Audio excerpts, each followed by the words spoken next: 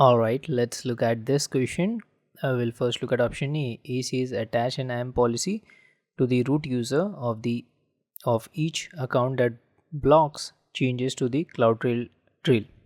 IAM policies cannot restrict actions performed by the root user. Hence incorrect. We'll now move to option B. Option B says configure an S3 bucket policy in the central account to block configuration changes from the root user of source accounts.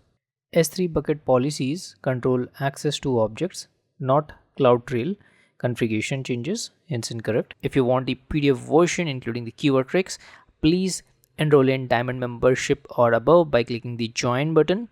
Please select the Diamond tab there, then proceed with it. And after you're done enrolling in membership, please do connect with me on LinkedIn at the rate of Cloud Guru Amit or Instagram at the rate of Amit Physique. I'll be happy to help you with the hands-on files as well as the PDF files. Let's now move to option C. C says apply a service control policy SCP in AWS organizations. SCPs enforce organization-wide controls and can block CloudTrail modifications across accounts. Looks good. We can keep this. We'll move to now option D.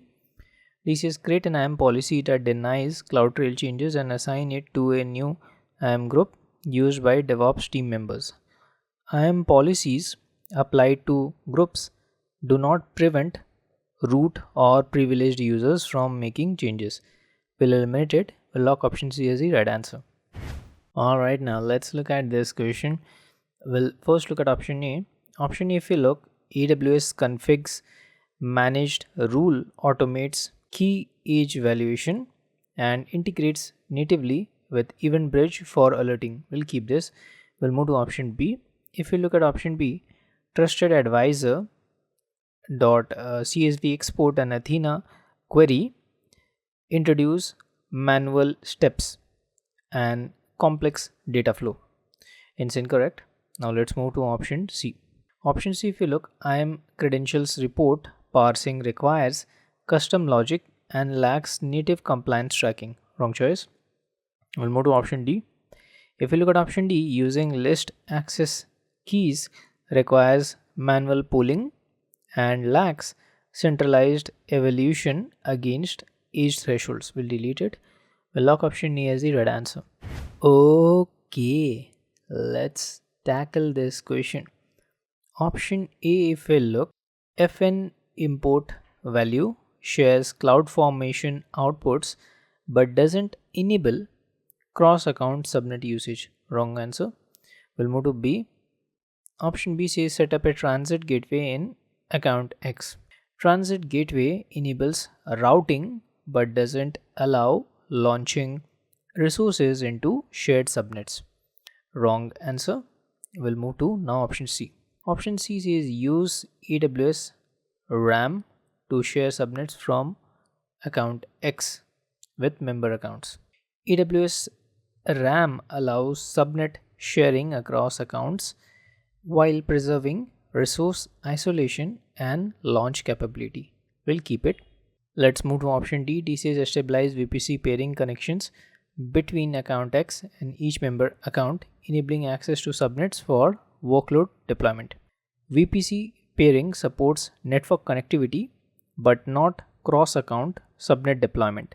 We'll reject it. We'll lock option C as the right answer. Alright, now let's look at this question. Option A, if we look, says about verification, verifying the third-party ticketing system's email address in Amazon SCS. SCS is designed for outbound email delivery, not event-driven integration with guard duty findings. Incorrect. We'll move to option B. Option B, if we look, Event Bridge can match guard duty severity and trigger SNS notification to subscribed email endpoints. Let's keep this. Let's move to option C. Option C, if we look, guard duty filters alone can't forward findings to SNS without Event Bridge. Wrong choice. We'll move to option D. If you look at option D, combining guard duty filters with Event Bridge adds unnecessary complexity. Severity matching is native to Event Bridge. We'll delete this. We'll lock option B as the right answer. Let's bring the eye to the snow. This is all about S3. Option A says update the Event Bridge rule to monitor S3 all events. All events include management operations but doesn't capture object level API calls like put object ACL. Hence incorrect. We'll move to now option B. Option B, if you look, says update the Event Bridge rule to monitor S3 bucket level operation. Bucket level operations exclude object ACL changes, which are object level events. We'll eliminate it. We'll now move to option C. Option C says enable CloudTrail Insights to detect abnormal API usage. CloudTrail Insights detects anomalies, not specific API calls or ACL changes. Wrong answer. We'll move to D. D says enable CloudTrail data event logging for S3 read-write operation. Data event logging captures object level actions such as put object ACL, enabling Event Bridge to react. That being said, option D is the right answer. Alright, now let's tackle this question. Option A says use AWS encryption SDK keyrings either standalone or combined into a multi keyring and decrypt using the keyring that contains the primary key. Keyrings help manage multiple keys but doesn't reduce encryption request frequency or cost what we require. Option A is out. Option B says implement data key caching using the caching cryptographic material manager provided by AWS encryption SDK. Data key caching minimizes KMS usage by reusing decrypted data keys locally across request. We'll keep it. Let's move to C. C says enable KMS key rotation and use a local cache with the AWS encryption SDK's caching cryptographic materials manager. Key rotation improves security but doesn't address throttling or optimize request volume. Wrong answer. Let's move to option D. Option D, if you look, using any wrapping key in a multi-key ring supports flexible decryption but doesn't optimize KMS usage. We'll eliminate it. We'll lock option B as the right choice. Alright, now let's look at this question. We'll first look at option A. It says revoke every version of the signing profile that was used by developer in AWS Sign-up.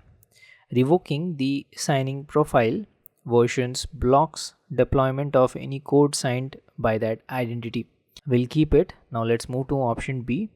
B says review IAM roles assigned to the developer and remove permissions that allow access to AWS Sign-up. Removing IAM permissions prevents future access but doesn't invalidate previously signed artifacts. Incorrect. We'll move to C. C says re-encrypt all source code using a new AWS KMS key to block access to previously encrypted artifacts. Re-encrypting source code doesn't affect deployment eligibility tied to code signing. We'll delete this. Now let's move to option D. D says use Amazon Code Guru to analyze the Lambda code base and identify code written by the former developer. Code Guru performs profiling and recommendations, not signature enforcement or deployment blockings. Hence incorrect. Let's lock option A as the right answer. Alright, this is a multiple choice question. We need to select 3 correct answers this time. Option A says confirm that EC2 instance profile includes permissions to create log streams and write logs to CloudWatch. EC2 instance profile should include permissions to publish logs by creating streams and writing to CloudWatch. Let's keep this. We'll move to now option B. Option B says define a metric on the log group to enable visibility in AWS Management Console. Metric filters enhance analysis but are unrelated or has nothing to do with initial log visibility issues. What we need. B is out. Let's move to option C. C says review the CloudWatch agent configuration file on each EC2 instance to verify that the correct log files are being collected. Misconfigured agent settings can prevent the correct log files from being collected. So this looks good. Now let's move to D. D says inspect the VPC endpoint policies to ensure the EC2 instances are allowed to use the endpoints for CloudWatch services. Restrictive endpoint policies can block EC2 instances from accessing CloudWatch services. So this again looks good. We'll lock option A, C and D as the right answers. Alrighty, we got again multiple choice question. We need to select 3 correct answers.